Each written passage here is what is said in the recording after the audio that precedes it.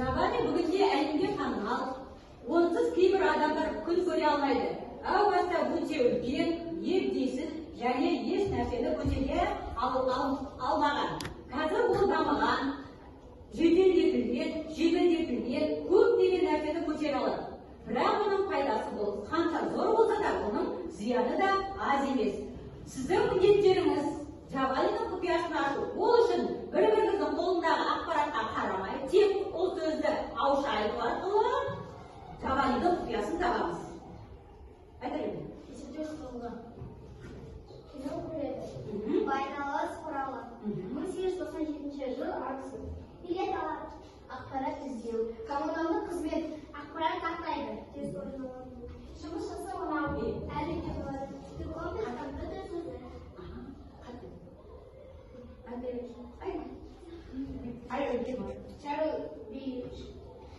Сандықша, кітапша, ақпараттық құрал. Ақпараттық құрал. Ал ой болатын zaman, бала жасылдама нәрсе не екен? Оны кім ойласа қай? Ал ол қай жерде орналасқан балалар? Әр үйде орналасса, оны жаңағы жасырылған нәрсе компьютер деп айтты. Бұл бүгінгі біздің сабағымызға келетін таза ақпарат. Отыра онда орналасқан. Өткен сабақта балалар бізде компьютердің тарихымен таныстық. Ал бүгін компьютердің пайдасы және зияны туралы тақырыбымызды бастаймыз.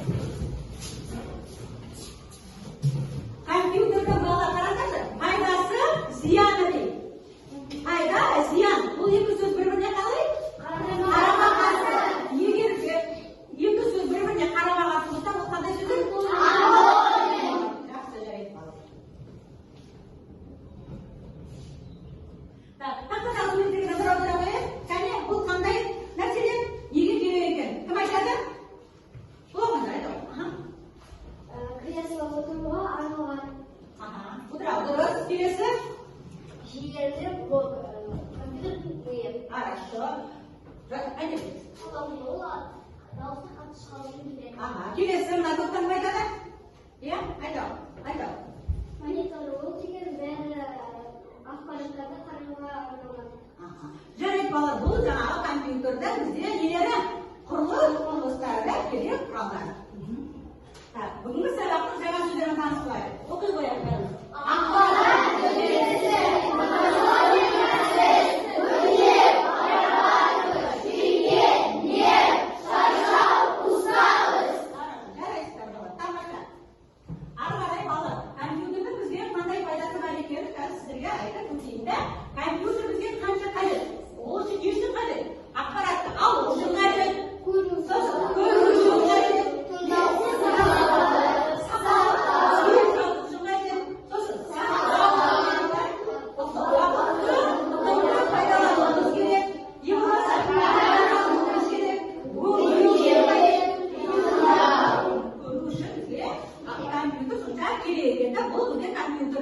Балалар пайдасы да ма? Енді келесі зиянын қарап жүрейік. Мысалы компьютер балалар бізге көп отырамыз да, көп отырған кезде ол көздің көру қабілетін не істейді екен? Төмендетеді. Ал екінші, ол адамның бірақ көп отырған кезде жүйкесі салмақ түседі. Ол адамның мінезі күрт өзгереді. Не болмаса ол айналасындағы адамдармен қалай қарайды? Не қылады? Шаршағыштық, әлсіздік пайда болады. Немесе омыртқаларының қисаюына әкеледі. Ол жаңағы достарын жоғалтады. Тек қана компьютерде отырады да, ол өзінің достарын жоғалтады. Ол адамда не пайда болады? Құмарлық пайда болады. Тек қана компьютерге тәуел болып келеді. Міне ол балада ең соңында не пайда болады екен балалар? Жабық әлем пайда болады екен. Түсіндік пе балалар компьютердің пайдасы мен зияны? Түсіндік. Олай болатын болса, мына бейін жазбаға назар аудара қояйық.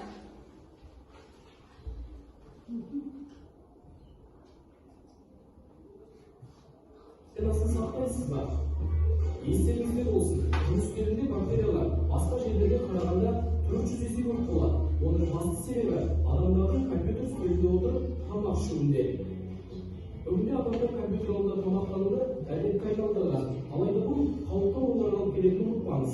Сонымен қатар мониторға көп қарағанда көз ауырса, бірден қолыңызды қойып қалайыз. Бұл әрекет көзге микробты түсуіне әкеліп соқтырады. Сондықтан арнайы көзілдірік сатып алғаныңыз жөн.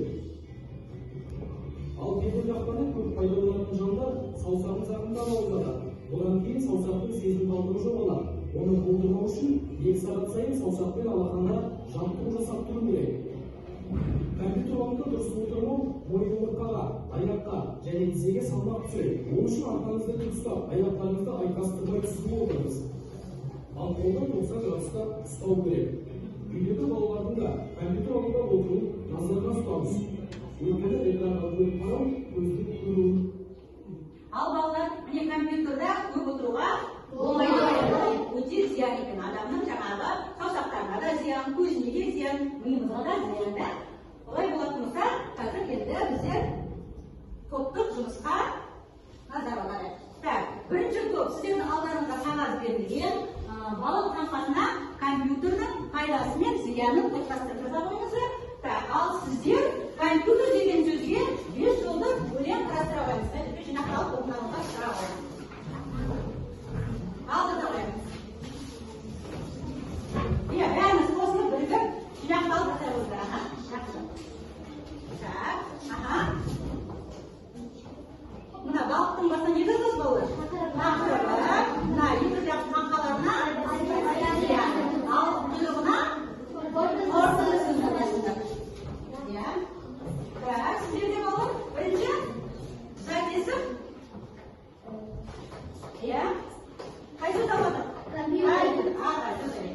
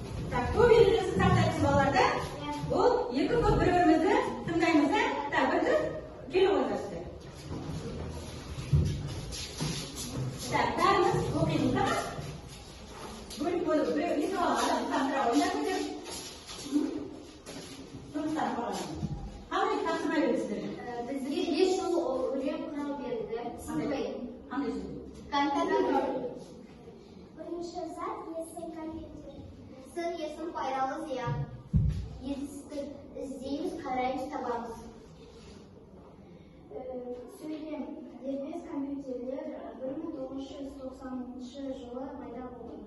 5-ші синоним құрылғы.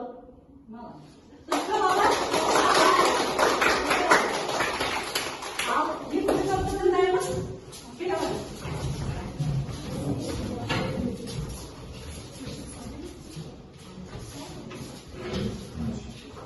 Сізге берген тапсырма таныстыра қойды. Аха. Айта қойды. Ары қарай жаңағы аударып көрсетші. Аха. Сізге тапсырма балық таңбасын орындау. Компьютердің тақырыбы. Компьютердің зияны мен пайдасы. Пайдасы. Қажеті. Пайдалану. Тарату. Зияны. Көзге көру қабілетін білдіреді. Жабдықтарын қалыптасады. Омыртқалардың қысаюға әкеледі. Қорытындысы компьютердің пайдасы өте көп болғанымен зияны да көп. Компьютердің пайдасы көп болғанымен, оның зияны да адамға көп екен. Сонда біз компьютерді қалай пайдалануымыз керек балалар?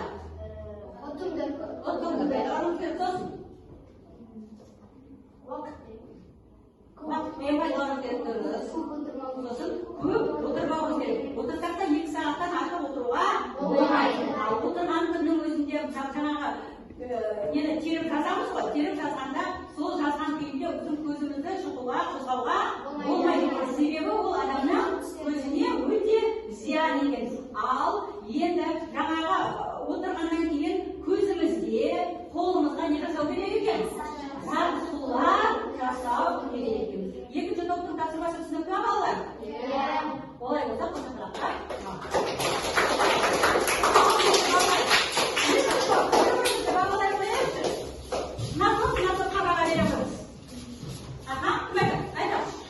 Бірінші топта көздің зияны мен пайдасын жақсы айтты. Жақсы айтып, түсінді да түсінікті айтып. Ал енді сіздер мына топтың бағасын 5 жолдық өлеңді қатесіз құрастырды. 5 жолы өлеңді қатесіз құрастыра алды да жарайды. Тамаша балалар. Олай болатын болса, ары қарай келесі тапсырмамызға көшейік. Так, телефондарымызды ашамыз.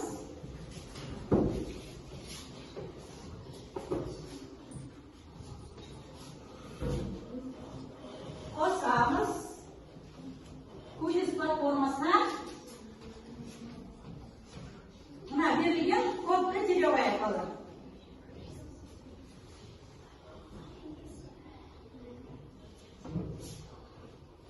Кіріватырмыз ба? Кіріватырмыз ба бәріміз? Ал, аға. Мәтін айтсегені басамыз ғой. Бір қасында кісімен бірге.